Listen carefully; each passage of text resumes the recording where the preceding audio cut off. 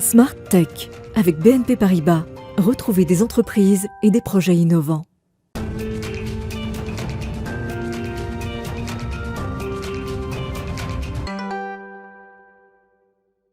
Bonjour à tous, vous êtes en direct sur la chaîne Bismart, vous regardez Smart Tech, l'émission qui s'intéresse au monde de l'innovation et à la nouvelle société numérique. On va creuser aujourd'hui le sujet de l'intelligence artificielle, ça fait longtemps qu'on n'en a pas parlé en profondeur. On va commencer par se raccrocher à l'actualité. Un sommet en ce moment rassemble quelques-uns des meilleurs spécialistes de l'intelligence artificielle dans le monde. Pendant 3 jours, ils sont réunis à Sophia Antipolis. On en parle donc dans l'interview avec Charles Bouveron qui est à Sophia Antipolis. C'est le directeur du 3IA de la Côte d'Azur. Et puis au cœur de cette émission, on va là parler du plan IA du gouvernement, un nouveau plan de financement. Ça fera partie du débrief hebdo. Donc on va traiter non seulement de cette actualité, mais aussi d'autres, puisque c'est également la semaine pour l'emploi des personnes handicapées. On va parler d'accessibilité des sites. On va parler aussi de Gaia-X. On va faire le point un peu sur notre politique cloud en Europe. Et puis ensuite, on retrouvera notre rendez-vous sur le sens de l'IA avec la professeure Laurence Devillers qui nous parlera de nos amis numériques, parfois un peu trop humains pour être sans danger. Et enfin, on conclura par une innovation qui pourrait nous permettre de traiter demain la dépression sur mesure. On découvrira pour cela une recherche clinique prometteuse. Et donc place à l'interview, on part donc s'intéresser au sommet sur la recherche en IA.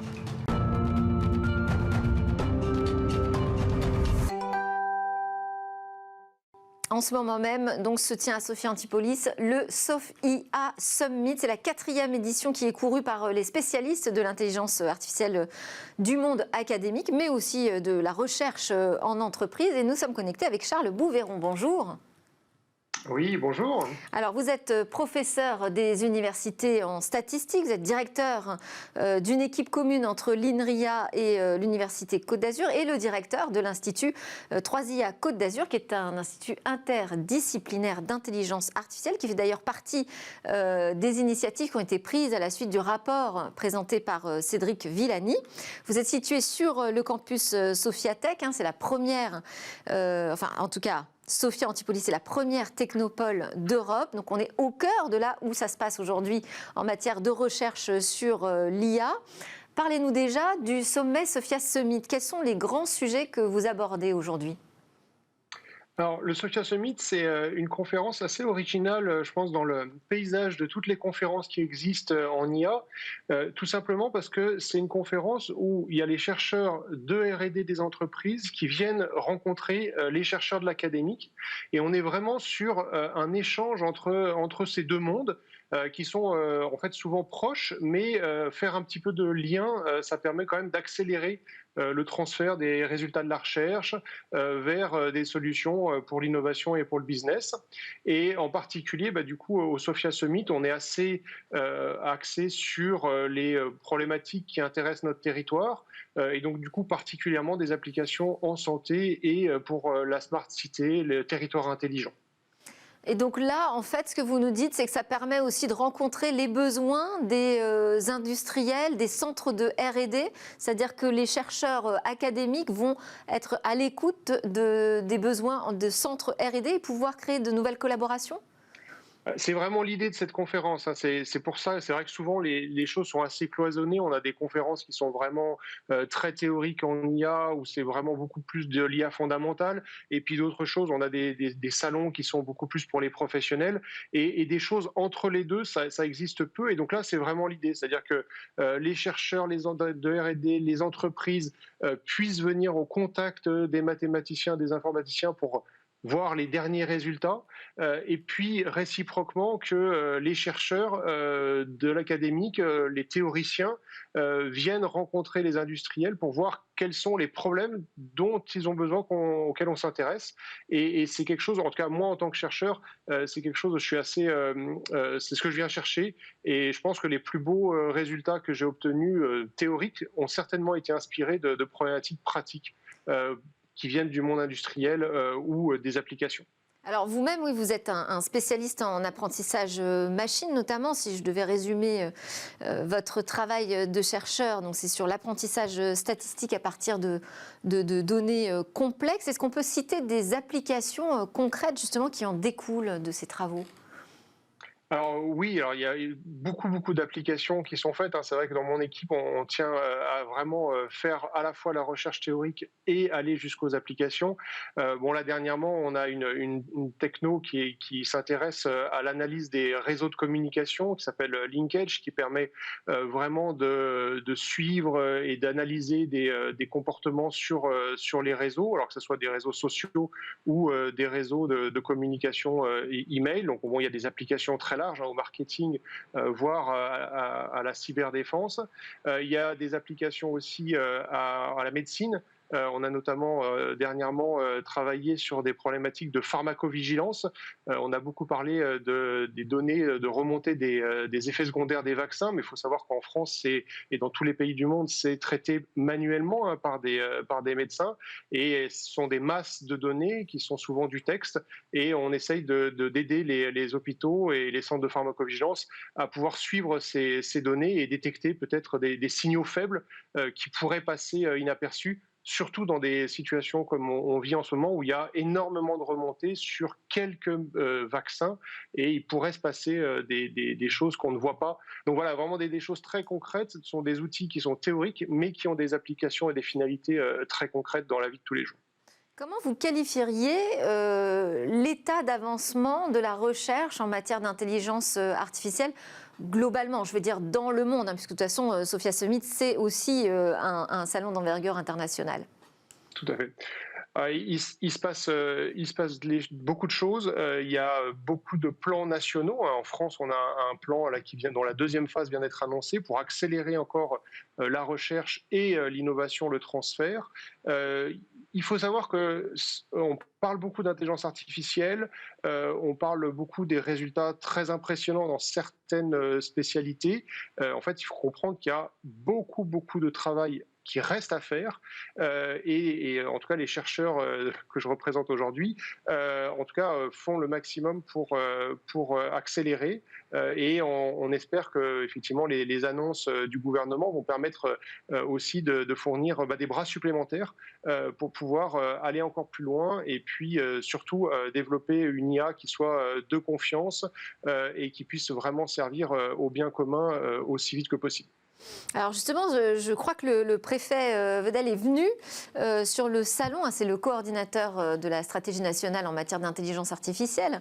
Il a présenté cette nouvelle phase de soutien du gouvernement à la filière recherche IA. Comment ça a été perçu? Parce qu'on va également en débriefer tout à l'heure avec mes commentateurs, mais déjà par la communauté de chercheurs française, mais aussi étrangère. Comment ce nouveau plan de soutien du gouvernement a été reçu?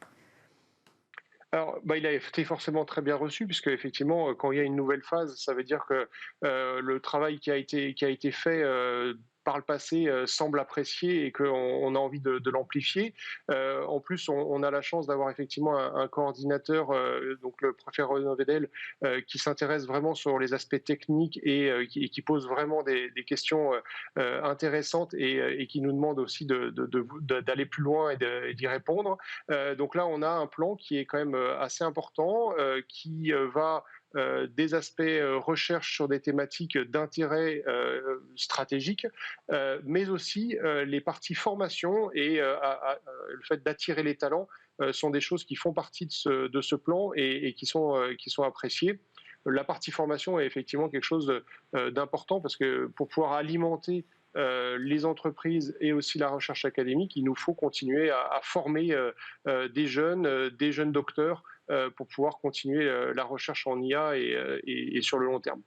Alors vous dites qu'il faut pouvoir attirer les talents, il faut pouvoir les garder, les fidéliser, mais est-ce qu'aussi ça va avoir pour vertu, je dirais, d'attirer les compagnies étrangères? Parce qu'on a déjà vu des centres internationaux venir s'installer en France. Est-ce que vous pensez que ça va s'accentuer? Alors, sur la Côte d'Azur, en tout cas, c'est ce qu'on essaye de faire. Alors, moi, ce que je peux quand même dire, c'est que avec les contacts qu'on a avec l'étranger, on voit quand même que la France est bien visible sur la carte de l'IA. Alors, c'est sûr qu'on a une école française en mathématiques et en informatique, et donc en IA, qui est vraiment très reconnue. Je pense aussi que les collectivités territoriales, l'État font vraiment une action qui est importante vis-à-vis aussi du business, hein, c'est-à-dire qu'il soit possible pour les entreprises de s'installer en France et développer un business sur l'IA. En tout cas, localement, sur la Côte d'Azur, toutes les collectivités, le département travaillent vraiment main dans la main pour pouvoir faire en sorte que ça soit facile et possible. Et d'ailleurs, on note que sur la Côte d'Azur, on a beaucoup de start-up en IA qui se montent, et notamment l'Institut Croisier Côte d'Azur que je dirige, on les accompagne aussi. On a un programme qui s'appelle Start It Up, qui permet effectivement de les accompagner financièrement sur les premières années. Et on avait misé sur 4 startups cette année, dans une année encore un peu compliquée. Et en fait, c'est d'ores et déjà accompli. Donc on voit que la dynamique est là, et en particulier sur les startups. Merci beaucoup, Charles Bouveron. Vous êtes, je le rappelle, directeur du 3IA de la Côte d'Azur. On continue à parler d'intelligence artificielle dans Smartech, mais on vous libère pour retourner sur ce sommet et partager l'état des recherches avec vos confrères. À suivre donc dans Smartech, c'est le débrief hebdo de l'ActuTech. Alors avec moi pour commenter ce qui agite la tech aujourd'hui, j'ai convié Yann Lechel, le président de Scaleway, hébergeur français, enfin opérateur de cloud, c'est comme ça qu'on dit aujourd'hui, et Gérard Haas, maître Haas, avocat, coprésident de l'association Les Jurisnautes. Bonjour, bienvenue. Dans mon viseur, je voulais vous faire réagir en tout premier lieu sur l'obligation d'accessibilité des sites web, puisque on est en plein dans cette semaine européenne pour l'emploi des personnes handicapées. On a fait un focus là-dessus, nous, lundi, sur la nécessité de plus de visibilité aujourd'hui du handicap et de nouvelles solutions technologiques à leur service aussi. Qu'en est-il de la question de l'accessibilité des sites web, où on dit toujours qu'on est très en retard ? Maître Haas, je sais que vous maîtrisez bien ce sujet. Alors oui, c'est une question qui est fondamentale, parce que l'accessibilité, ne serait-ce que pour la recherche d'emploi, on a en France à peu près 7% de personnes qui sont handicapées, et 63% des personnes qui sont handicapées n'arrivent pas à trouver un emploi. Et 1 sur 2 Français qui trouvent aujourd'hui un emploi le trouvent grâce notamment au web, à Internet. Donc on se rend compte qu'il y a un enjeu fantastique derrière ça. Et il y a une société en France qui est leader sur ce marché, qui est vraiment très intéressante, qui s'appelle Facility, qui permet, grâce au numérique, à permettre cette accessibilité. Alors, la norme qui a été mise en place, RG2A 4.1, est très intéressante, puisqu'elle facilite en fait cette accessibilité. Elle met en place des points importants. Il faut savoir que les entreprises qui font plus de 250 millions d'euros sont obligées de mettre en place des techniques d'accessibilité. Et les administrations aussi. Et les administrations, et qu'il y a des sanctions qui sont prises derrière, qui peuvent aller, qui sont très importantes. Donc, on voit que c'est un enjeu important, et la France est leader aussi sur ce marché. Elle met en place une véritable politique numérique d'accessibilité. Ah, bah alors là, vous êtes plutôt positif, alors. Absolument, je suis positif là-dessus. Il faut être positif. Alors, j'avais été impressionné par l'Angleterre, qui avait, il me semble, de l'avance sur le sujet. Et l'accessibilité est un sujet qui concerne évidemment les personnes qui ont des handicaps, mais ça concerne aussi les personnes qui ne sont pas facilement embarquées par le numérique. On parle de digital divide, c'est-à-dire cette séparation entre ceux qui ont accès, fracture, qui savent gérer les outils, et ceux qui ne savent pas. Et en réalité, le sujet de l'accessibilité n'est pas qu'un sujet de handicap, c'est un sujet d'usage. C'est-à-dire que si on ne pense pas à tous et chacun, lorsqu'on conçoit un service, et c'est d'autant plus vrai pour l'administration, donc l'administration se doit d'être exemplaire, alors on va se retrouver avec des personnes qui seront mises de côté. Donc, et ça, on y pense quand on est chef d'entreprise ou quand on dirige une entreprise de la tech qui est un peu éloignée de ses préoccupations finalement, alors, a priori. Par défaut, non. C'est-à-dire que la réalité, c'est qu'on se concentre sur le gros du marché. Donc, si la majorité n'est pas dans une situation d'handicap, alors on ne va probablement pas y payer suffisamment d'attention. Donc, c'est plutôt au régulateur d'être strict. Je pense que la France a édicté des règles très claires il y a 2 ans environ. Comme je disais, l'Angleterre était plutôt en avance, mais le sujet est d'actualité et je pense que toutes les forces vont dans le bon sens. Donc c'est un sujet important, c'est un sujet de société, c'est un sujet d'administration avant toute chose. On parle de payer ses impôts, on parle d'accès à la sécurité sociale. Eh bien, ces sujets-là sont centraux. Une fois que l'on fait très très bien ces premiers sites d'accès pour tous, alors le reste de la société va suivre. On est suffisamment strict aujourd'hui? Est-ce qu'on respecte suffisamment le droit, Maître Haas, en matière d'accessibilité? Alors, il y a des sanctions qui sont conséquentes. Donc, quand le droit, pour le respecter, c'est vrai qu'il faut regarder aussi les sanctions. Elles sont entre les mains du ministère de l'handicap. De l'égalité, oui. Absolument, de l'égalité. Il faut savoir quand même que le handicap dans le numérique n'est pas un handicap. Parce que derrière un écran, la personne, si elle peut avoir accès, elle va pouvoir être, j'allais dire, un acteur dynamique. Et il y a de très fortes enjeux derrière cela. Et je pense que le handicap est surmonté grâce au numérique. Oui. Donc c'est vraiment quelque chose qu'il faut encourager. C'est une prise de conscience. Voilà, une prise de conscience, absolument. Pour tous. Voilà, bon, alors continuons à en parler même au-delà de cette semaine dédiée en Europe. On enchaîne avec le plan France IA. Donc le gouvernement a présenté un nouvel investissement, 2,2 milliards d'euros sur 5 ans. C'est une deuxième phase, donc on est loin derrière, j'allais dire, la suite du rapport du député Cédric Villani. On avait déjà donc investi 1,5 milliard d'euros, notamment pour créer des instituts pluridisciplinaires comme celui qu'on a découvert en introduction dans l'émission. Donc deuxième phase, qu'en pensez-vous? Quelle est votre première réaction? Alors on est dans la séquence des annonces. C'est sur 5 ans, donc il faut quand même diviser ce montant sur 5 ans. Évidemment, la nouvelle est bonne, notamment sur un sujet qui est très très transverse, comme l'intelligence artificielle. Oui. Donc moi, ce que je remarque, c'est qu'il y a une attention particulière sur la formation et sur la recherche, les universités. Donc ça, c'est essentiel, parce que justement, on doit continuer à apprendre sur ces sujets. On a peut-être raté la vague industrielle de l'IA, en tout cas la première, mais on a besoin que tout le monde s'éduque aux capacités de l'IA, justement, pour l'utiliser de manière assez simple, finalement. Donc ce sujet-là est important. Et là, c'est une phase en plus qui travaille sur les applications concrètes. Et alors moi, ce que j'ai retenu, et je me suis dit, tiens, ça va faire réagir Gérard Haas, ça. En fait, c'est une IA donc, qui est appelée de confiance, mais qui doit un peu dépasser les peurs et les craintes. Qu'est-ce que ça veut dire, alors, ça? C'est parce qu'il y a 4 niveaux dans l'IA. Il y a si vous voulez, un niveau de IA sans risque, d'une IA faible, d'une IA qui présente en fait des hauts risques, ou alors qui est inacceptable. Et là, ce qui est vraiment intéressant, c'est que la France et l'Europe en particulier a créé ce qu'on appelle l'éthique du numérique. Alors, oui, mais justement, la Commission européenne nous dit qu'il faudrait un moratoire, par exemple, sur l'utilisation de la reconnaissance faciale.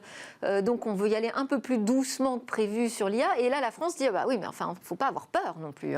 Voilà, il ne faut pas avoir peur parce que, effectivement, et c'est ce que je voulais vous indiquer avec cette éthique du numérique, c'est que l'informatique a créé des comportements, ces comportements créent des usages, ils vont très vite grâce au big data et tout ce qu'on peut faire notamment avec le machine learning, et donc il était normal qu'on mette en place et qu'on encourage ces développements, mais qu'on y mette de l'éthique. Et donc il y a toute une démarche qui a été mise en place où on fait des études d'impact, on fait un accompagnement, on regarde. Et j'allais dire que véritablement dans l'IA, la démarche française est tout à fait innovante parce qu'on est dans j'allais dire, de l'éthique by design. Et c'est-à-dire que dès le départ, on essaye de voir les conséquences que pourrait avoir sur la vie privée et sur les libertés fondamentales l'utilisation de l'IA. Donc on est plutôt proactif. En tout cas, c'est la demande du gouvernement. C'est-à-dire, finalement, faisons du test and learn, c'est-à-dire on avance, on expérimente, on explore et puis on voit ce qu'il en sort. Law is code. Et si vous voulez, on est en train d'essayer d'anticiper et on essaye d'avoir une aide à la décision et non pas une IA qui soit une prise de décision. Et c'est en cela qu'il y a beaucoup de choses à faire. Et j'allais dire qu'on est exemplaire. Et je suis très positif par rapport à toutes ces démarches. Et oui, un petit cocorico, oui. Bon, donc en tant qu'avocat, ça ne vous effraie pas qu'on dise finalement, on verra après? Quelles sont les conséquences? C'est-à-dire qu'on doit quand même voir, l'innovation, elle est là. Si on ne prend pas le train en marche, on sera toujours en retard. Et donc, pour une fois, il est bien. Tous ces POC de proof of concept sont vraiment importants. Il faut qu'on puisse développer et puis qu'on se pose les mêmes questions, les questions au moment où on est dans le développement. Donc, je suis assez favorable à cela. Il faut être vigilant, oui. même, parce que cette IA, évidemment, on est sur un sujet de pédagogie finalement très large appliquée.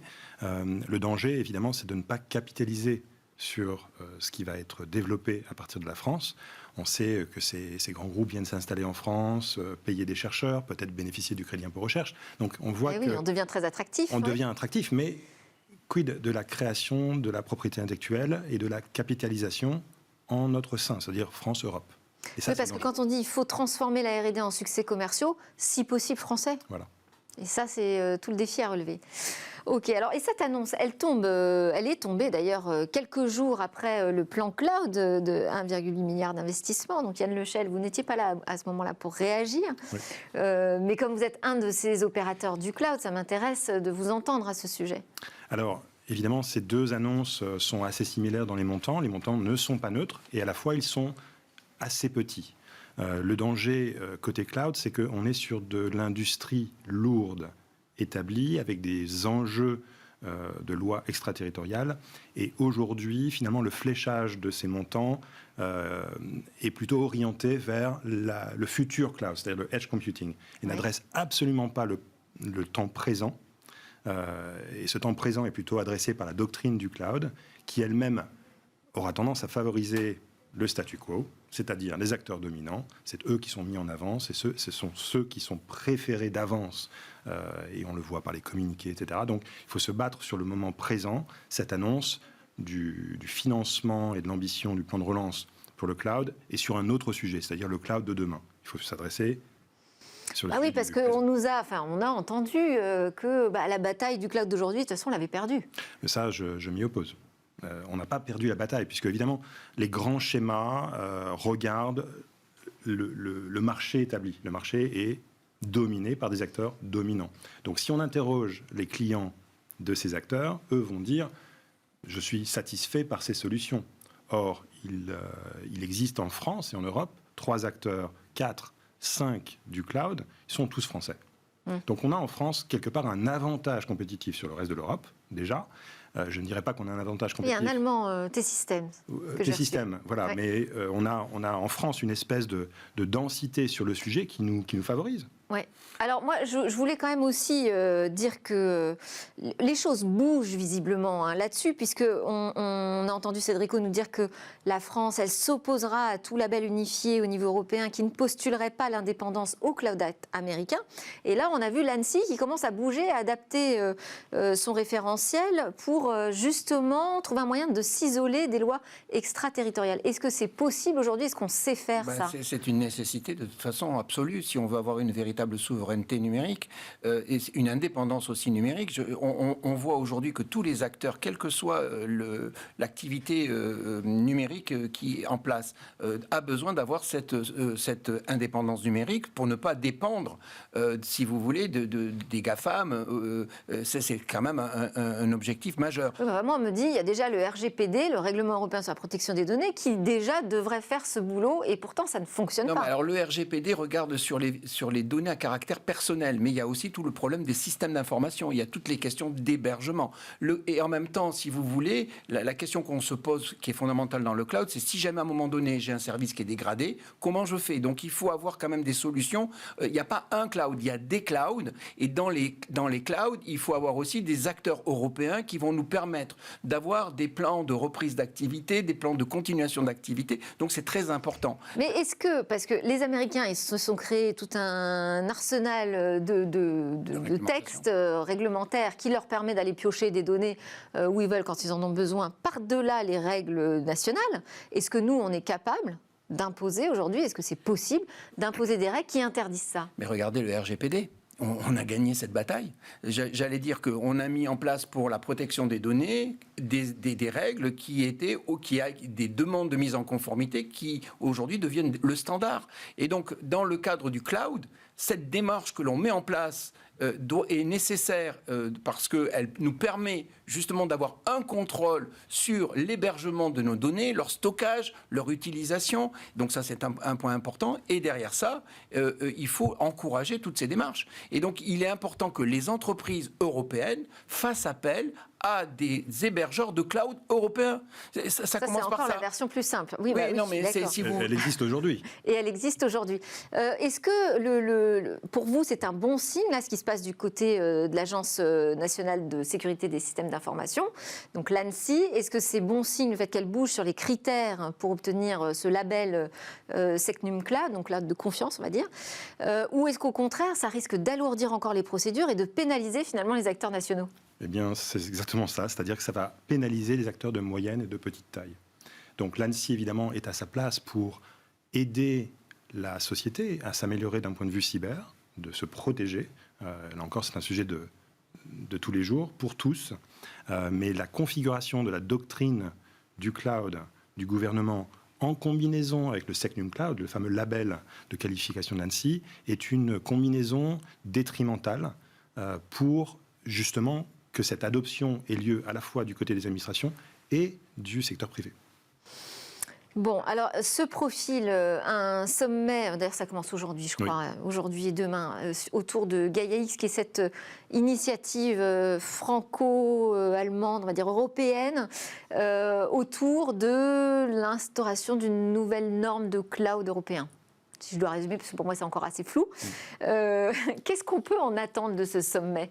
Eh bien, je vais être très sévère, et je vais même vous dire aujourd'hui, parce que j'ai décidé hier, nous allons ne pas renouveler notre cotisation à Gaia-X. Donc vous sortez, Scaleway sort de Gaia-X. De Gaia-X. Pour quelle raison? Parce que Gaia-X, finalement, même si évidemment les fondements étaient positifs, l'idée de fédérer les acteurs dominants, notamment au niveau de la data, qui est évidemment là où se capte la valeur, Gaia-X aura tendance à fonctionner exactement comme les systèmes paradoxaux qui favorisent le statu quo.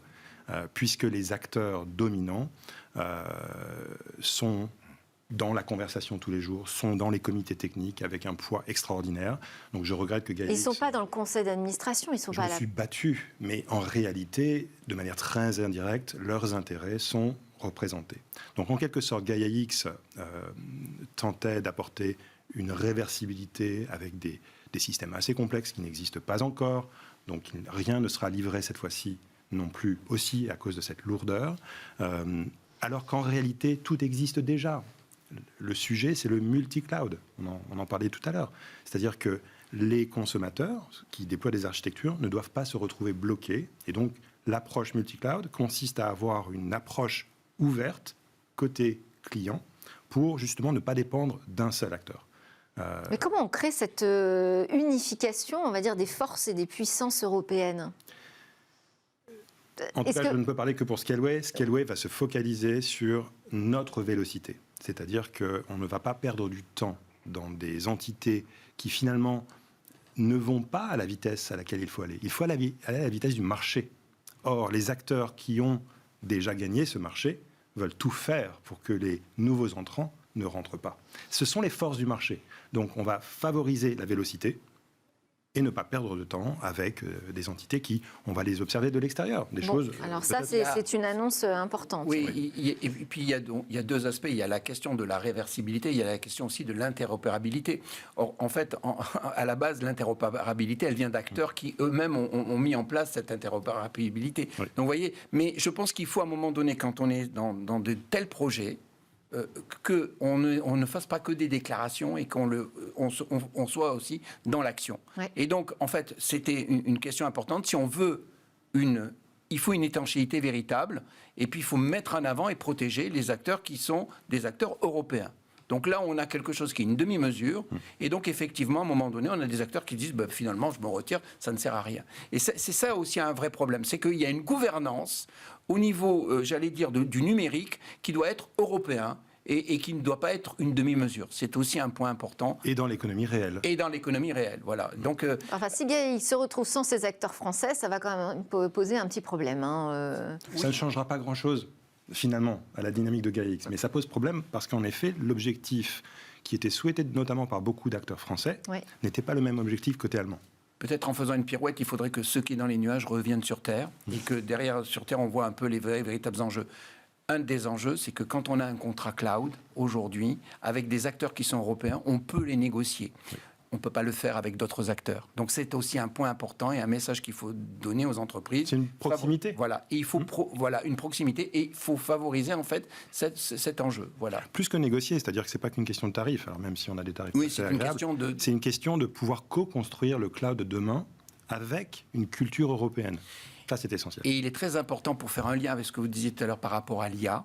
Parce que si on veut avoir une véritable IA de sécurité, il faut avoir un véritable cloud qui va nous permettre de pouvoir mettre en place des échanges. Bon, et puis il y a tout l'enjeu technologique derrière, puisqu'on a eu un débat sur la question du lien entre la souveraineté numérique et le logiciel libre. C'est vrai qu'aujourd'hui, dans les technologies du cloud, on a aussi des atouts à faire valoir sur le logiciel libre qui pourraient nous permettre de répondre à l'éthique.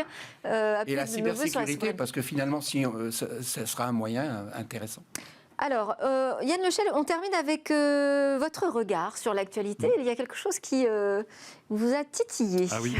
Alors, j'ai découvert hier sur French Web et j'ai confirmé avec le fondateur de Tempo, qui est une start-up française de deep tech, qui travaillait sur la stack Bluetooth, c'est-à-dire ce protocole de communication courte distance entre nos mobiles et nos écouteurs, eh bien, tout le monde l'utilise de manière planétaire. Et Tempo avait développé une solution qui permettait d'augmenter l'intelligence de cette couche logicielle qui est le début, les prémices des operating systems, des OS, des systèmes d'exploitation de l'interface audio de demain.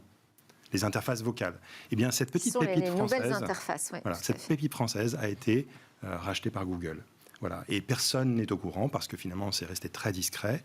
Et ça fait partie de ces sujets où ces acteurs, encore une fois dominants, captent l'innovation très très tôt, avant que cette innovation puisse devenir une véritable plateforme de demain. Cette fois-ci, elle aurait pu être européenne. Et bien voilà, cette pépite s'en va chez Google. Alors c'est bien pour les fondateurs parce que probablement ils ont eu des difficultés à lever des fonds en France, en Europe.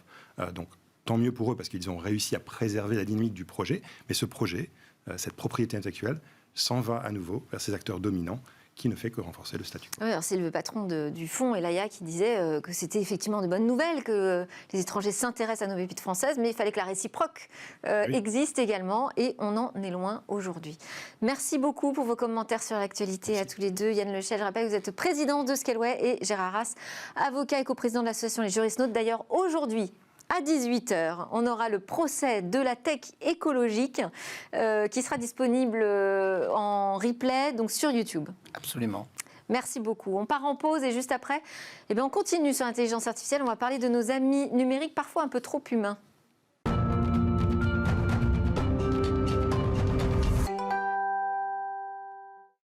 Alors, vous êtes de retour sur le plateau de Smartech. On parle de ces mondes numériques et de l'innovation avec un gros focus sur l'intelligence artificielle aujourd'hui dans Smartech. Avant de vous annoncer ce qu'on aura dans la deuxième partie, je voulais donc vous dire que là, c'est l'heure du rendez-vous sur le sens de l'IA. On va s'intéresser à l'éthique autour de l'intelligence artificielle avec Laurence Devillers, professeure en IA au CNRS. Bonjour, professeur. Bonjour. Alors aujourd'hui, ce qui vous intéresse, ce sont nos amis numériques. Je ne sais pas si le terme est approprié d'ailleurs. Est-ce qu'on doit parler d'amis? C'est justement pour en parler. Est-ce qu'ils vont remplacer des amis? Est-ce qu'ils vont nous permettre de nous sentir moins seuls? Est-ce qu'ils seront une assistance quand on sera âgé? Qui sont ces amis? Qui sont ces amis? En tout cas, il y a toute une mouvance autour de cette informatique affective. Voilà, donc j'avais écrit un livre qui s'appelait « Les robots émotionnels », entre guillemets émotionnels, voulant dire qu'ils n'avaient pas d'émotion, pas de conscience, pas d'intériorité. Il n'empêche qu'on projette sur eux, surtout quand on se sent seul. Et puis que la machine a ce langage proche du nôtre et qu'elle est aussi typiquement en train de nous énoncer des choses qui sont liées à l'affectif. Donc les conseils, rien que le fait de m'appeler par mon prénom, peut déclencher en moi en fait cette idée qu'il y a une capacité intelligente, peut-être affective dans cette chose qui me parle. Et alors c'est pas juste nous qui projetons d'ailleurs, c'est aussi les fabricants qui travaillent énormément sur un leurre affectif. Oui, alors ils travaillent pas dans la décision de leurrer forcément, mais ça fait partie effectivement de la personnification des machines, fait partie, si vous voulez, de l'idée d'aider l'humain dans une conversation plus naturelle avec les machines. Et du coup, il faut pas aller trop loin. Parce qu'effectivement, la limite entre ce qui est artificiel, on va dire, je disais artefact pour un objet artificiel, et le vivant va devenir de plus en plus ténu. Du coup, il faut quand même se rendre compte qu'on a besoin de savoir à qui on parle. Notamment si je parle du métavers, si je suis dans un espèce de jeu vidéo, là, comme on nous le promet, comme Second Life, pour ceux qui ont connu, où on va se rencontrer. Certes, il y a énormément de progrès qu'on pourrait attendre de cela. Et je pense que là, il faut continuer cette dynamique d'imaginer ce qu'on peut faire avec ces nouveaux outils de réalité virtuelle, de réalité augmentée, pour une meilleure interaction entre humains, mais aussi il faut comprendre qu'il y a des risques, qu'il y a des limites, autant que de performance dans le bon sens. Et oui, parce que là, il y a vraiment un nouveau terrain de jeu. On avait les assistants vocaux, les robots qui ont encore du mal à arriver dans les foyers, mais enfin, qui s'invitent quand même de plus en plus dans notre quotidien. Et demain, avec ce métaverse, donc une projection où on serait complètement immergé dans un monde qui deviendrait presque réel. Oui, on voit bien en fait ce qui se passe, c'est-à-dire que faire des robots incarnés dans notre monde à nous, qui comprennent notre environnement, c'est très difficile. Un robot, il ne voit pas ce qui est caché, il n'abstrait pas, donc il n'imagine pas des choses, il n'y a pas d'intuition. Par contre, nous, transformés dans l'environnement virtuel du jeu, nous devenons des sortes de robots avec notre sensibilité. Et donc, on va continuer à ressentir, à aimer, à pas aimer, à réagir. Et j'ai l'impression que ça va être un fort curseur sur les émotions. Et c'est pour ça qu'il est essentiel pour moi d'essayer de comprendre, d'anticiper. Est-ce qu'on a besoin de réguler, on a besoin de faire des normes, on a besoin de faire de l'éthique. Qu'est-ce que c'est que les normes ? Ça veut dire demander aux industriels de suivre un certain nombre de règles qui pourraient être d'être plus transparents, de donner les capacités de ces machines. Et des règles qui peuvent aussi les protéger, d'ailleurs. Ce n'est pas forcément quelque chose de contraignant pour leur économie. Moi, je pense que c'est un énorme possible demain de créer des systèmes comme ça qui seraient rassurants, pour lesquels on pourrait dynamiser l'éducation, la santé, la prise en charge de beaucoup de personnes qui sont peut-être en nécessité d'autrui et qui n'ont pas la chance d'avoir soit une famille autour, soit des enfants. Ça ne veut pas dire se couper du monde réel. Il faut évidemment trouver la balance entre les deux et puis donner des règles dans ce monde virtuel qui soient les mêmes que celles que nous avons entre nous. Donc on essaye de ne pas trop se mentir, de ne pas s'entretuer, de ne pas avoir de propos injurieux envers les autres, de respecter l'autre, etc. Donc ça fait partie de cela. Et donc là, la recherche travaille déjà sur ces questions de confusion entre le monde réel et virtuel de demain ? Eh bien, pas assez. Je trouve que l'innovation va très vite et qu'il faudrait aussi que tous ces grands industriels et puis que la recherche s'empare de ces sujets qui sont en fait d'anticiper un peu les usages et puis les usages au cours du temps. Oui. Et les usages sur le temps long, on en voit très peu actuellement. C'est difficile peut-être, mais ça demande un effort, je pense, de tous, de comprendre que c'est nécessaire. Alors, vous avez quand même évoqué les normes, les lois. Quelles sont ces précautions que l'on pourrait prendre ? La première, c'est poursuivre par exemple la loi californienne qui existe déjà depuis 2019, qui est lorsque je m'adresse à une entité, un avatar, je voudrais savoir si c'est un humain derrière ou une machine. C'est la première chose que je vais demander. Ensuite, est-ce que je vais garder l'idée que la machine peut m'orienter sans savoir qu'elle a une certaine capacité ? Donc il faudrait les tester, ces machines. En fait, on n'est jamais mieux ouvert, on n'éclaire jamais mieux les gens lorsqu'on leur fait tester les choses, en fait. Et je pense qu'on a besoin de développer déjà des petits métavers dans certains univers et de les expérimenter. Et j'ai l'impression que là, on a encore des efforts à faire. Alors, c'est donc pas juste expérimenter la technologie, là, il s'agirait vraiment d'étudier les comportements des humains dans ce nouveau cadre-là ? Oui, alors on voit bien qu'il y a des tensions entre sécurité et liberté, puisque je peux être libre d'aller faire ce que je veux là-dedans. D'accord ? Mais est-ce que je suis vraiment libre ? Est-ce que je comprends vraiment bien ce qui va se passer ? C'est cela dont j'ai un peu peur. Voilà. Et il est nécessaire, notamment pour les enfants ou pour des personnes vulnérables, de faire attention à ne pas s'engouffrer dans ces nouveaux jeux vidéo très attractifs, très émotionnels, qui vont être désirables. qui vont peut-être apporter du plaisir, vous voyez. Et donc, lutter contre ça de façon raisonnable, ça va être très difficile. Donc, il est important non seulement qu'on fasse attention au niveau de la société, des lois peut-être, et je ne suis pas pour tout interdire du tout, je suis pour qu'on soit d'une intelligence collective forte et qu'on développe ces techniques qui vont nous permettre de mieux comprendre les autres, de mieux comprendre notre environnement, ensemble, avec raison. Merci beaucoup Laurence de Villers. Je rappelle que donc vous êtes professeure en IA au CNRS notamment. À suivre dans Smart Tech, on s'interroge sur demain avec un focus sur une innovation qui va nous permettre de traiter la dépression sur mesure.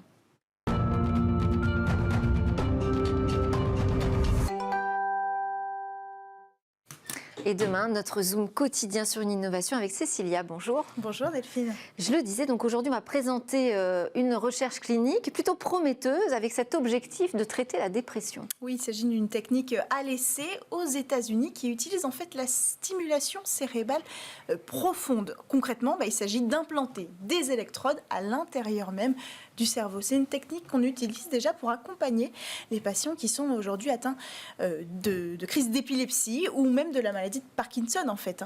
Et donc on n'avait jamais pensé à utiliser ce dispositif contre la dépression? Alors, pour comprendre la dépression? Si, en fait, on a déjà essayé de l'utiliser, mais jusque-là, les résultats n'étaient pas vraiment concluants. L'efficacité de ces électrodes était assez limitée pour le traitement de la dépression. Pourquoi? Parce que la plupart des efforts précédents ont été concentrés sur des régions individuelles du cerveau supposées être concernées au moment d'une dépression. C'est trop vaste, en fait. Alors que là, les chercheurs ont décidé, eux, d'aller plutôt cibler des points précis dans le cerveau. Et des points qui sont les mêmes pour tout le monde? Et non, effectivement. Oui. Donc ça, c'est la grande difficulté de cette recherche et c'est aussi là que se trouve la réussite de cette étude. Parce que les chercheurs ont commencé par faire un mapping du cerveau. Ils ont fait un mapping de la patiente Tess qui s'appelle Sarah et qui souffre de dépression chronique depuis 5 ans. Et donc, ils ont observé son cerveau. Concrètement, ils ont encore une fois branché des électrodes pour voir quelle zone du cerveau clignotait, en fait, quel point clignotait au moment où elle ressentait des symptômes de dépression. C'est là qu'ils ont vu que ça se passait un peu partout, sur des points très précis, et non pas sur une seule région. Une fois qu'ils avaient le mapping, eh bien, il ne restait plus qu'à ouvrir le cerveau, ce qu'ils ont fait, poser le dispositif à l'intérieur, puis refermer. Donc, c'est pas branché. Ouvrir la boîte crânienne, vous voulez dire? Ouvrir la boîte crânienne, oui, c'est ça. Poser dans le cerveau, sur les zones précises du circuit cérébral, les petites électrodes, qui elles-mêmes sont équipées de capteurs. Ensuite, on a tout refermé. Et les capteurs vont signaler aux électrodes quand il y a une activité sur ce point précis pour activer ces électrodes. Mais ça veut dire que les patients reçoivent du courant électrique? Oui, c'est ça. Ils reçoivent des brèves décharges de courant électrique. Mais je vous rassure, Sarah, la patiente Tess, n'a absolument rien senti physiquement. Par contre, elle dit qu'elle sait à quel moment il y a un stimuli. Elle reçoit environ 30 minutes par jour de stimulation électrique au cumulé. Et elle dit qu'elle est capable de savoir à quel moment ça se passe. Parce qu'à ce moment-là, elle ressent une dose d'énergie, elle ressent une dose de positivité qu'elle n'avait plus l'habitude de ressentir à cause de sa maladie. Et où en est l'essai aujourd'hui? Alors c'est un essai, effectivement, on a encore beaucoup d'étapes cliniques à passer pour ensuite que la FDA autorise sur le long terme, là c'était une exception, à utiliser cette technique reconnue dans le cadre de la dépression. Merci beaucoup Cécilia Sévry, merci à tous de nous avoir suivis. On a vraiment creusé le sujet de l'IA aujourd'hui, mais pas seulement, comme vous venez de l'entendre. C'était Smart Tech, on se retrouve demain pour cette édition spéciale du vendredi avec 2 grands rendez-vous, la grande interview et le grand rendez-vous espace. À demain.